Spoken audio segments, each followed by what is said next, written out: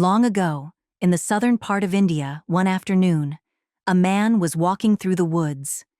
He was soon distracted by the sound of a lion roaring in distress. Curious, he followed the noise and reached a clearing. There, he saw a tiger trapped in a cage. As soon as the tiger spotted the man, it called out, "Excuse me, would you be so kind as to let me out, please?" The tiger begged.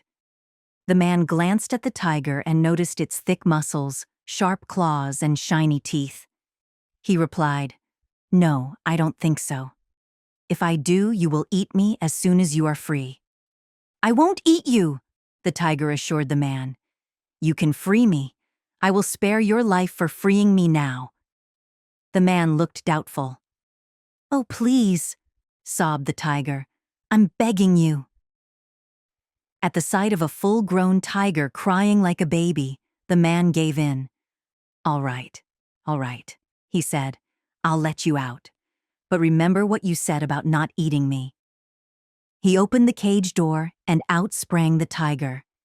"Thank you very much," it snarled, a slow, dangerous smile spreading across its face. "Now I'm going to have you for my lunch," the tiger declared. But that's not fair," stammered the man. "You just said that you wouldn't eat me." The tiger threw back its head and laughed. "Fair," it growled. "Yes, I said it. But now I've changed my mind because I am hungry." It narrowed its amber eyes and stared at the man. Then it said, "I'll tell you what. In return for letting me out of the cage, I'll let you choose 3 judges. You can ask them whether it's fair for me to eat you. If they say it's unfair, I'll leave you alone. But if they think it's fair enough, you'll have to let me eat you up." "Very well," agreed the man nervously.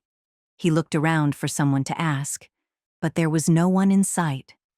So he walked up to the nearest tree and cleared his throat.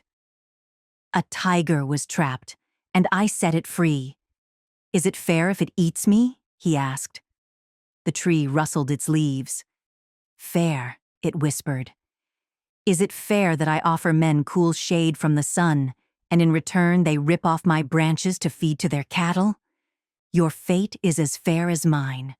What will be, will be." The man gulped as the tiger sharpened its claws. He hurried on through the woods.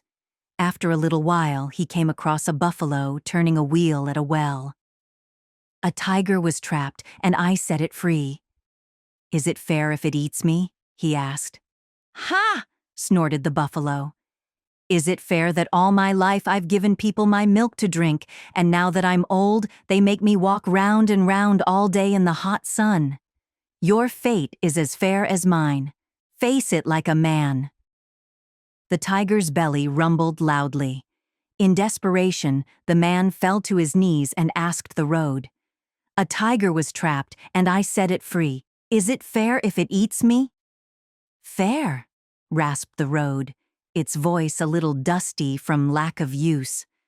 "Do you think it's fair that I show men the right way to go and just get trampled all over in return for my trouble?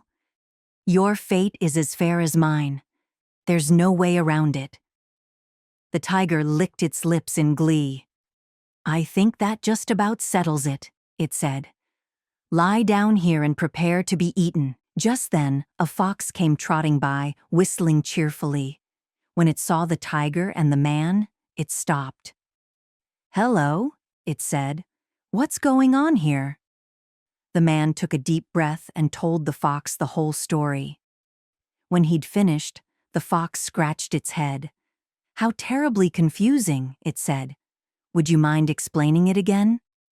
So the man explained everything all over again, while the tiger prowled around him, its tail twitching impatiently. But the fox still seemed confused. "You mean to say that you were in the cage, and the tiger came along? No, that's not quite right," it babbled. "You were in the tiger, and the cage came along. No, what was it again? The cage was in the tiger." Now the tiger lost its patience and shouted, "Fool! snapped the tiger. "I was in the cage, and this man came along and let me out." "I see," beamed the fox. "I was in the cage. Oh, but I wasn't anywhere near it. Oh dear, oh dear. You'd better go ahead with your lunch. I don't think I'm ever going to understand."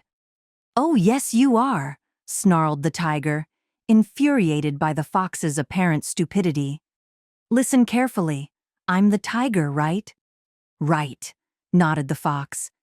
"And I was in this cage, right?" "Right," agreed the fox. "Well, no, actually," it said, shaking its head and frowning. "What's the matter now?" roared the tiger, almost bursting with rage. "Well, if you don't mind me asking," said the fox, "how did you get into the cage in the first place?" "Through the door, of course," growled the tiger. "How do you mean?" asked the fox. By this point, the tiger had completely lost its patience. It leaped into the cage. "Like this," it roared. "Now do you understand?" "Oh yes, perfectly," grinned the fox, and slammed the cage door shut. "And I think perhaps it's best if we leave it like that." The man was so happy. He thanked the fox and ran away from that place, never turning around.